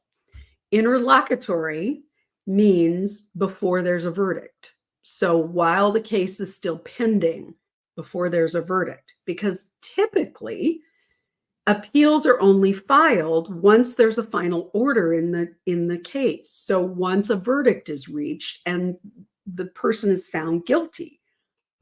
So what they have to do is they have to convince the Supreme Court that Richard Allen will be so desperately prejudiced by the court not granting an interlocutory appeal, that he will be permanently or completely prejudiced by it. So what they're saying is, if he's held for so much longer while we fight this out, he can't get those days back. So I think they will very likely be filing an interlocutory appeal asking the Supreme Court to review Judge Gall's decision. And in Indiana, that appears to be the only place that you can go. The other thing about an interlocutory appeal is that it has to go to the Court of Appeals first, because the Court of Appeals is the interim court. in the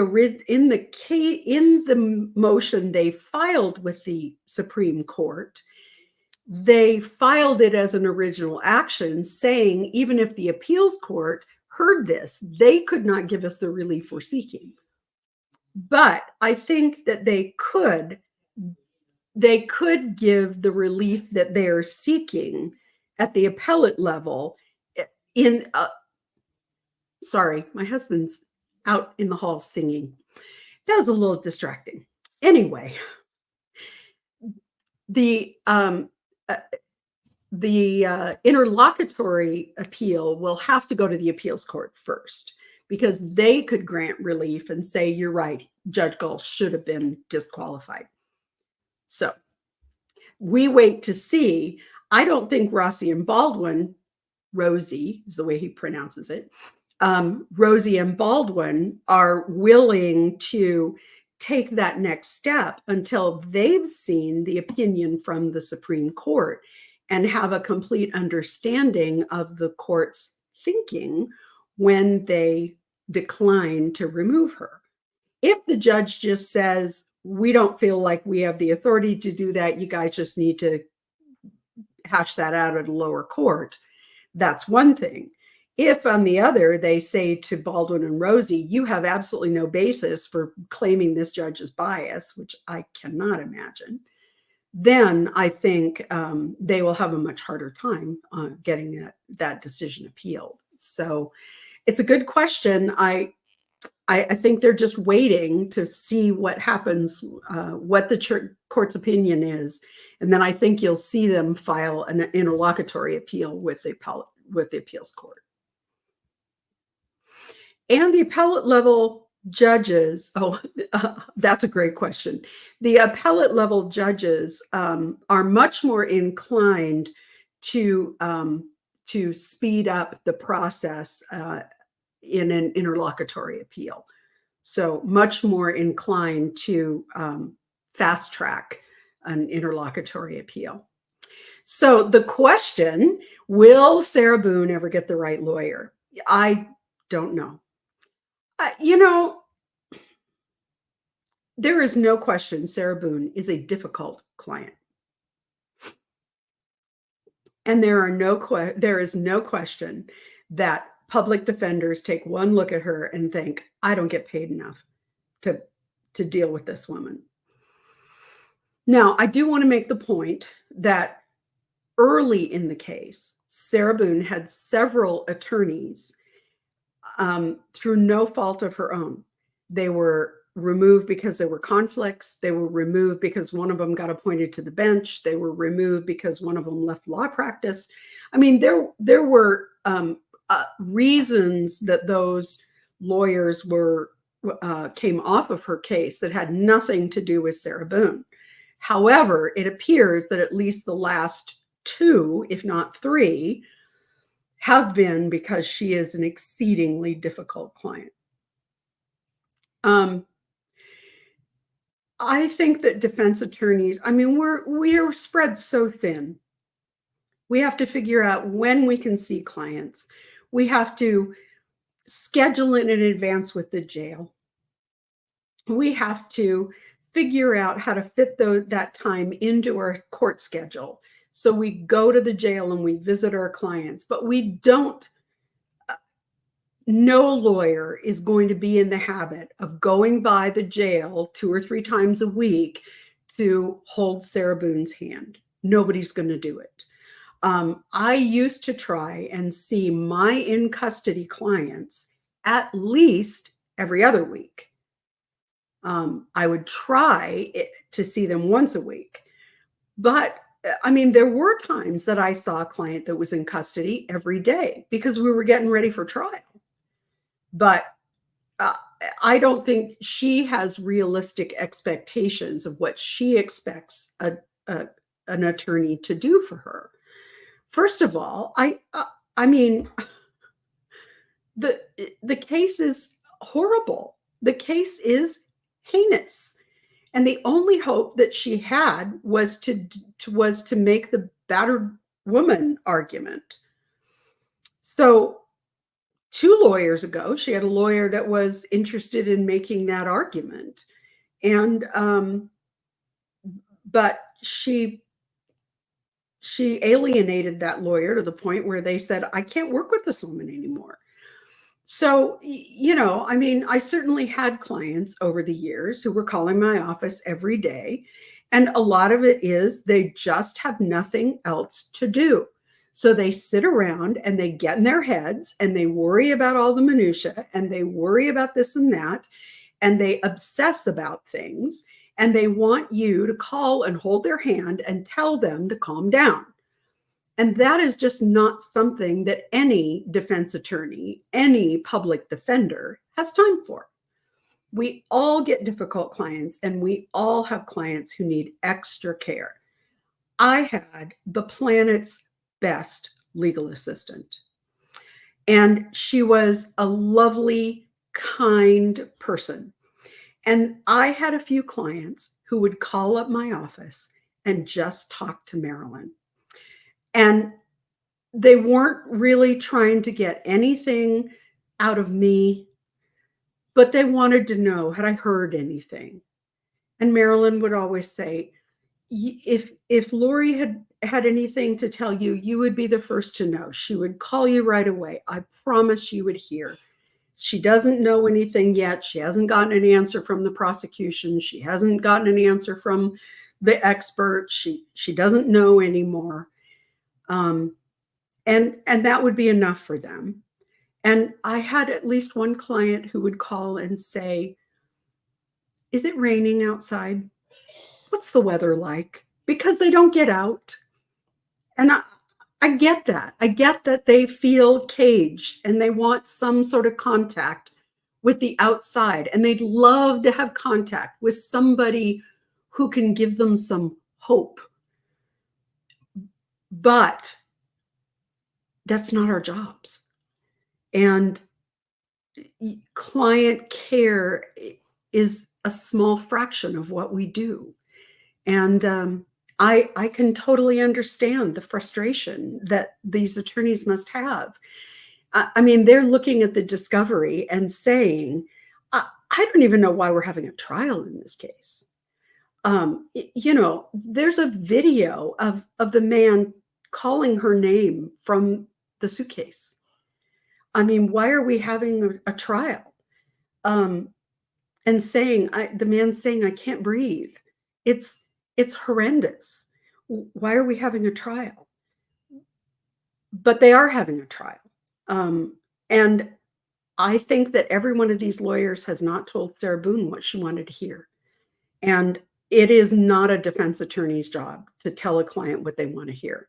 It is their job to protect their rights, to fight for them if they're innocent, to put on the very best case possible, to dot all the I's, to cross all the T's.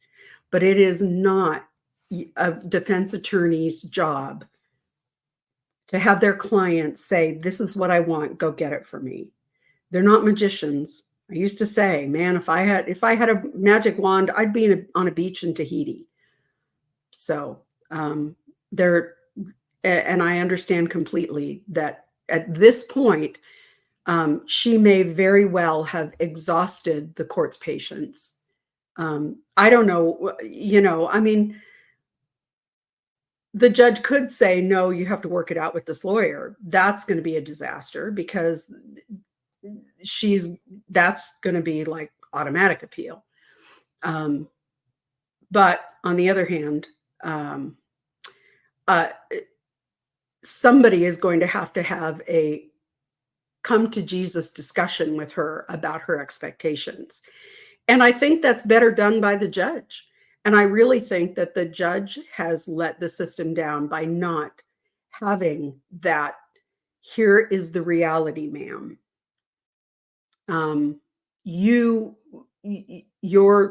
These are the things you can expect from your defense attorney. These are the things you cannot expect from your defense attorney. Your defense attorney is not going to be a therapeutic ear that you can call and talk to every day. Your defense attorney is not going to say, yes, ma'am, no, ma'am, and assure you that they can get what you're demanding. Your attorney's job is to manage your expectations, and obviously you're not allowing your attorney to do that, because when your attorney is telling you the facts and what to expect, you don't want to hear it. So yeah, I definitely think that the judge should be taking a more proactive role in explaining to her what it is that she can expect and not expect from a defense attorney, because her defense attorneys have not been able to accomplish it. They have not been able to explain to her what's reasonable to expect and not expect. We are we are coming up on the end of the second hour, so we're going to wrap up. And this is a great question to wrap up on. Any update on exactly when your book will be available for pre-order? So, had a conversation with my publisher, and here's what I know so far. The book's coming along. It's a process. So here's the plan.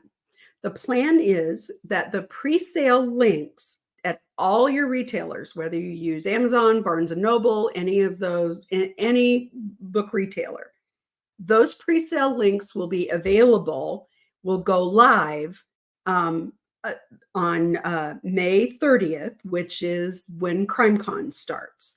So those links for sure are going to be live on May 30th for pre-sales. We anticipate that the book is going to be on the shelf in September.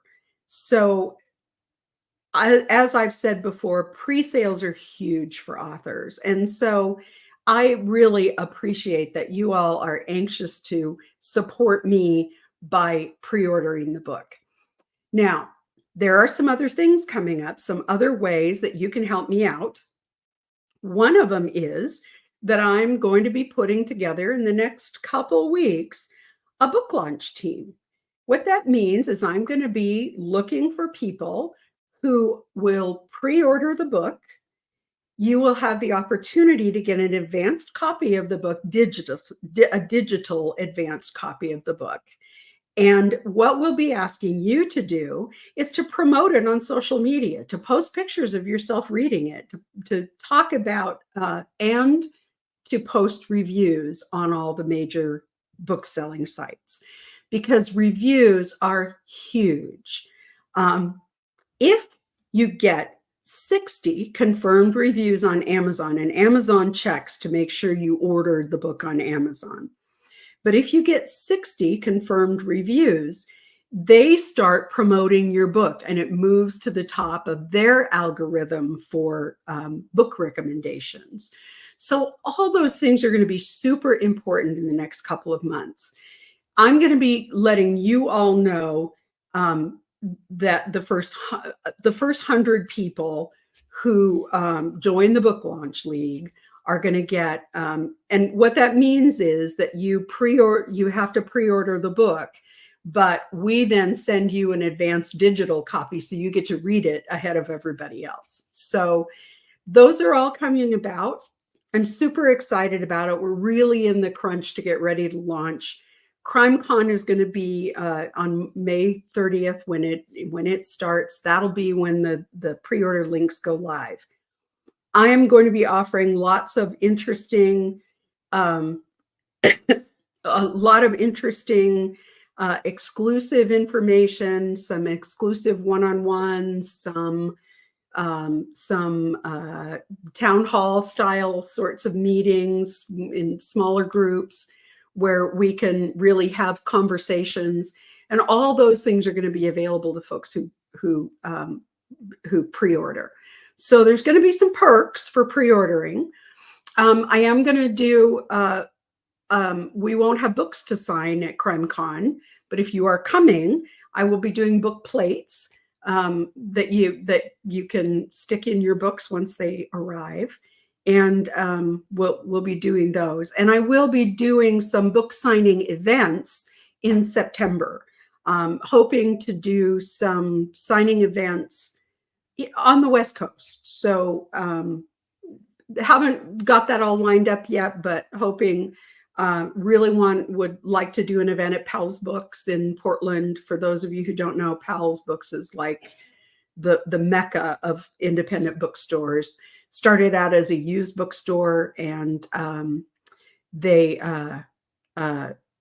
do a lot. I mean, they're huge, 3 floors of books in downtown Portland. CRIMECON is in Nashville. That is right, Tiff Knox. Hope you, as many people as can come, can make it, can come. Want to remind everybody that CRIMECON uses a lot of volunteers, and volunteering for CRIMECON, like directing traffic and just crowd management and those sorts of things, gets you a free t-shirt and an entrance pass. So the link to volunteer at CRIMECON is in our show notes. So if you want to come and volunteer, that would be lovely. My wonderful daughter is going to come help me staff the booth. A couple of other people have also offered to come and help staff the booth, so I'm excited. But I'm just really excited. I'm going to get to meet a lot of people. Every time I go to CRIMECON, it's a new experience, and I think you will enjoy it. We're working on a proposal for a speaker event.